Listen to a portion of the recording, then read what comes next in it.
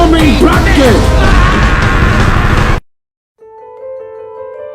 What's going on, everyone? So welcome to my latest video. This is obviously my top 10 films of 2021. This is a video I apologize in advance for getting out very late. I'm filming this in the middle of March. Reason for it is that, as many of you know, a lot of times there are films that come out at the end of the year and they're limited release. And unless you're in Los Angeles or New York, you're probably not going to get it until the middle of January. Add on top of that, I did watch a lot of those films in late January. But in addition to that, I was waiting for Drive My Car to reach theaters near me. And guess what? It never did. So I had to wait until it went on HBO Max, which was March 2nd. And then I wanted to rewatch some of the films that I thought were going to make my top 10 list. So that way I could finalize it completely. So I apologize. I know most YouTube critics have it where it's like, at the end of December, the beginning of January. But I actually wanted to, take some time and really finalize this to the point where I thought I would be satisfied. Now, keep in mind, this list might change down the line. Like, there are a lot of times where my top 10 lists, I look back several years later and it does kind of like change a bit. But this is obviously my top 10 films of 2021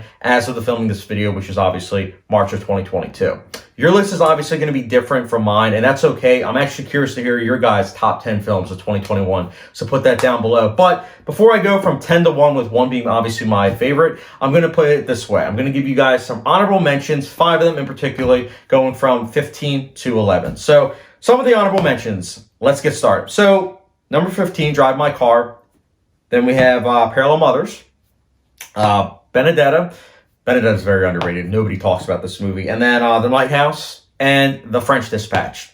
So these are all movies that were honorable mentions. I think all of them are really good. They just didn't quite hit that top 10, unfortunately. But still, all I would highly recommend you guys check out. So all that exposition aside, though, let's get started, guys, with number 10. So number 10, we have Nightmare Alley. So this was a film I saw in theaters. Wasn't a big fan of. I thought it was just all right. But I just couldn't get the imagery out of my head, so I decided to rewatch it at not a late showing, because the first time I saw it in theaters, it was a late showing, and I rewatched it, 7, 8 hours of sleep, and I really liked it. So much so that it's coming out next week in 4K, and I do plan on buying it once it drops down in price. I really like Nightmare Alley. It is great filmmaking, and I think especially the opening scene and the ending scene, especially once you've seen the ending, I think it just really hits home. And honestly, it was like a gut punch when I saw the ending the second time, but in the best of ways. I see why it's a Best Picture nominee, and I would highly recommend everyone check it out. I do still need to watch the original for sure, but I do really like Nightmare Alley, and that's why it's my number 10. Next up, my number 9 is Shiva Baby. Shiva Baby, honestly, is like Uncut Gems, but honestly, in terms of party scene. So, honestly, for me personally, I do have social anxiety when it comes to parties, especially like family get-togethers, and I think this movie encapsulates that so very well. I don't own this on Blu-ray, not yet at least, but I am planning to pick this up because I really dug this film, and I'm looking forward to rewatching it many more times. It's less than 80 minutes long, and it is so good. So tense, so well developed, so raw. Great movie. Would highly recommend you check it out. That's why it's my number 9. Next up, my number 8, we have Wrath of Man. So, Wrath of Man, I'm just going to be blunt. I don't know why people aren't talking about this movie. I personally really like it. I know a lot of people I follow Letterboxd think it's a generic movie. I disagree. I love the way that this movie's structured. It's structured in a way where it's like from 3 different point of views. So it's like you're putting the pieces together as the movie's progressing. Great action set pieces. I think Jason Statham does such a great job. Guy Ritchie's directing is so mature. It's really good. He has a lot of long takes in this movie, knows when to use silence, and also the score, holy cow, the score I've listened to many times. The sound mixing is stellar. I really like this film. Scott Eastwood also is great in this movie. This is a movie that I wish it was on 4K. Warner Brothers, why didn't you release this on 4K? You released Renaissance or whatever that movie was called, Reminiscence, whatever it's called, with Hugh Jackman on 4K, but you didn't release this on 4K. Get together, Warner Brothers. My goodness. Still looks great on Blu-ray, but 4K, this movie would slap even more. Holy cow. Wrath of Man, I would highly recommend, especially if you like action films. And that's why it's my number 8. Next up, my number 7 is Candyman. So Candyman I saw twice in theaters, and I did watch once on 4K. It's a great looking film. It uses a lot of camera techniques from like the 1970s in terms of horror films, and I think it works really well. It's also really good in terms of social commentary, which unfortunately for some people they might be like, oh my goodness, it's so woke, and it's like, oh come on, be mature. Like my goodness, you act like you haven't seen social commentary movies as if, cinema hasn't had social commentary in the last 100 years. Get real. But anyways, Candyman, it's great. It's a 90-minute movie. Would highly recommend it. One of the better horror films to come out in 2021 and over the last couple of years. I really like Candyman, and yeah, that is why it is obviously my number 7.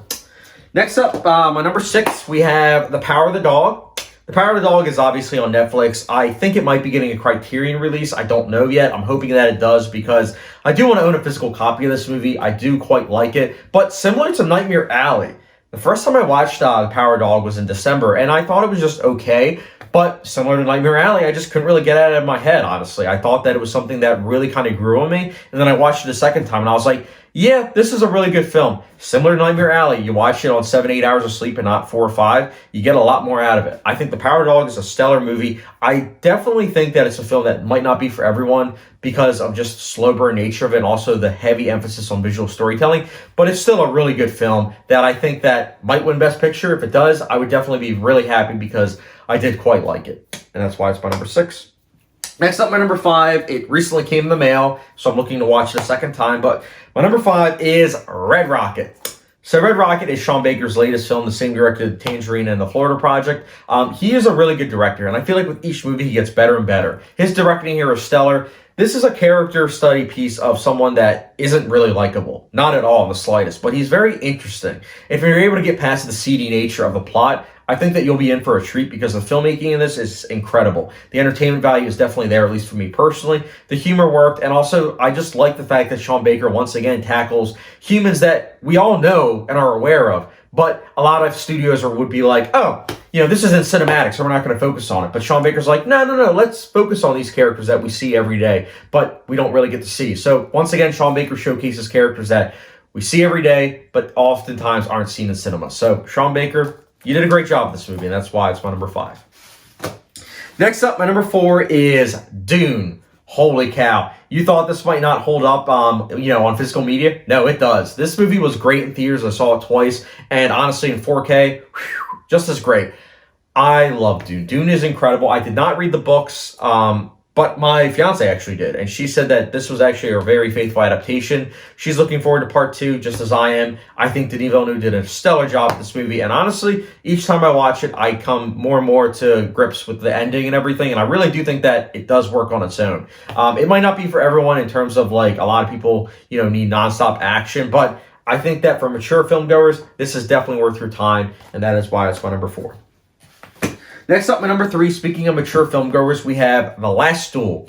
This is a film that was geared towards more mature filmgoers, but unfortunately, it wasn't really seen. It flopped at the box office, which is a shame because I loved seeing this in theaters. And honestly, The Last Duel, similar to Wrath of Man, it focuses on 3 different perspectives, and those 3 different perspectives each give you puzzle pieces that by the end you put together. And I think that every single performance in this movie is incredible. And the story, the way it's told, the action, the filmmaking, it all comes together, and it's great. It's long, but you never feel the length, honestly, because of just how absorbed you are by Ridley Scott's, directing this movie. Honestly, I highly recommend you guys check out The Last Duel because this movie is very underrated and underappreciated. I hope that it finds an audience. I really do, because The Last Duel I loved, and is why it's my number 3.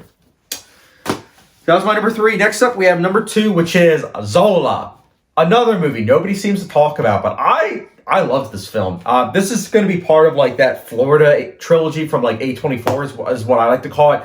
Florida Project, Spring Breakers, and now Zola. Like, I feel like Spring Breakers and Zola in particular, you can watch back to back because, this movie, similar to Red Rocket, it's dealing with like trashy people. But like, we see this every day. We see people like this, but it just doesn't really seem to be cinematic because, every single character has to be super clean and, it has to be black and white. It can't be, where there's gray characters. This movie definitely is dealing with gray characters. And I think that this movie, the themes it tackles, and just honestly the slice of life approach, I was able to really get behind. And I think that it's a hilarious movie that really showcases a director at the top of her game. I heard that this director is going to be working with Robert Pattinson. I hope that that's true because, man, her next feature is going to be incredible because this movie, what a start. I love this movie and I'll be watching it many more times, which is why I own it on Blu-ray. Wish it was on 4K, but it is what it is. A24 doesn't really seem to do 4K releases, unfortunately. But that being said, they did for my number 1. And my number 1 is a film that many of you probably already know. But my number 1 is actually The Green Knight. which did get a 4K release and is an A24 film. Look, The Green Knight, I'm not going to sit here and say that this is a movie that everyone will like and that a lot of people will agree with it being my number one. I know a lot of people that won't, because The Green Knight, it's not for people. It really isn't. It's for a specific niche of audience members that like visual storytelling over exposition-heavy dialogue blockbusters that we're getting every day. Green Knight just feels so fresh. You know, the last 20 minutes in particular, it's 100% visual storytelling. And I think that it really hits home the themes and messages of, if you knew your life was going to be a certain way, would you go through with it? And I think that this movie tackles that, and by the end, I think it does so in such an incredible way. Perspective is played with in this movie as well. It's got incredible filmmaking. I was very sad that this didn't get any Oscar attention, because I think it should have, at least for cinematography, visual effects, score, and directing. But, you know, it is what it is. I think that at the end of the day, this will be a cult classic. Similar to A Ghost Story, this movie was so great it got me to rewatch A Ghost Story, which 5 years ago, I thought Ghost Story was just all right. But because this movie came out, I rewatched The Ghost Story and I loved it. I own it on Blu-ray now. I love The Ghost Story a second time. And The Green Knight, upon, you know, multiple watches, I think it's going to benefit even greatly for many, many audience members. This is a great film, and that's why it's my number one. So you guys, that's my top 10 films of 2021. Again, let me know your thoughts in the comment section down below on what your top 10 looks like. And guys, as always, thank you very much for watching. Look at the subscription, notification bell, and I'll catch you guys later.